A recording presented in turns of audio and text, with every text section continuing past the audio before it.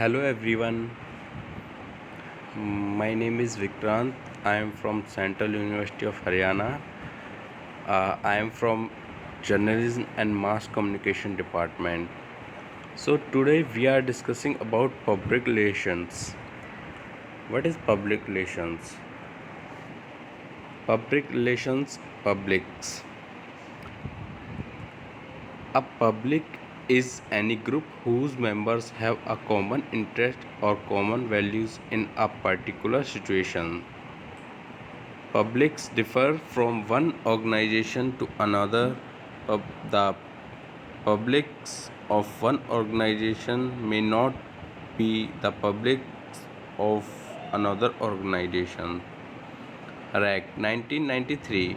Publics and categories: functional basics publics, enabling publics, diffused publics, normative publics. Functional publics. They are those publics which enabled the organization to perform its chosen tasks. These include customers, consumers, business firms with which it relates, employees, trade unions, supplier. Enabling publics. These are publics which permit the organization to function with the framework of the society to which it belongs. Such publics include regulatory bodies, Malaysian Institute of Public Relations, Advertising Practitioners Council of Malaysia, National Broadcasting Commission, community leaders, politicians, shareholders. Diffused publics. Within this group are media organizations, pressure groups, local residents. These are varied audiences and often, especially in the case of the media. Normative publics. This term refers to trade associations and professional bodies. It also includes political parties. Guth and Marsh, 2000. Public, uh, traditional and non-traditional publics. Latent, aware and active publics, intervening publics, primary and secondary publics, internal and external publics. Sixth is domestic and international publics. Traditional publics refer to groups with which your organization has ongoing long-term relationships. They include employees, the news media, governments, investors, customers, multicultural community groups. These public are always there. However, they must not be taken for granted as they can in 1 minute be allies and it another minute could be foes depending on how your organization relates to them. Non-traditional publics. These are the groups that usually are not familiar with your organization. That is, your organization had not had an ongoing long-term relationship with them. Non-traditional publics emerge either due to changes in you, organization, the society, or those public themselves. Uh, they have always been there but not very relevant to your organization. But due to those changes, it could become imperative for them to form one of your publics. Some traditional publics of some companies today were at some point non-traditional publics.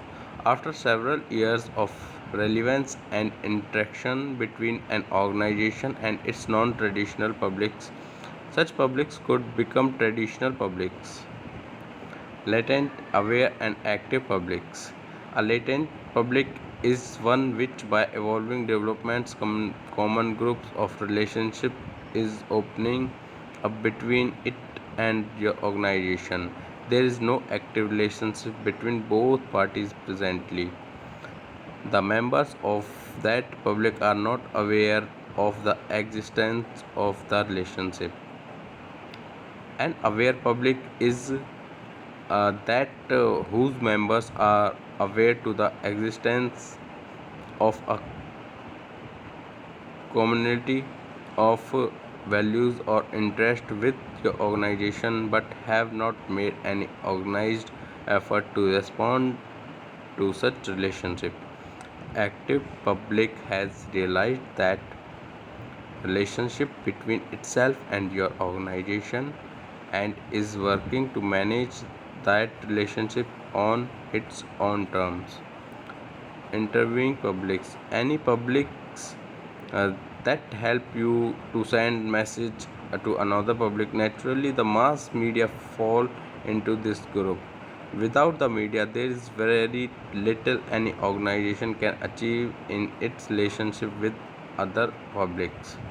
Primary publics, if a public can directly affect your organization's goals so that you have to take them into consideration virtually on all PR matters, then that public is definitely a primary public. Primary publics are of great importance to any organization. Employees, your immediate community, the media, the government, the shareholders, the financial institutions. Secondary publics, equally important, and you must strive to have a good relationship with them. However, the degree to which they affect your organization's pursuit of its goal is minimal. Internal publics. Internal publics exist within your organization while external publics are outside. For a higher institution of learning, for instance, some of its publics would include students, academic staff, non-academic staff, food vendors.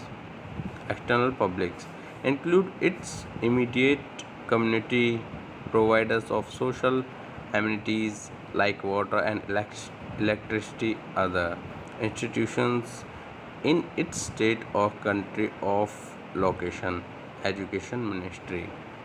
Domestic and international publics are those within your country.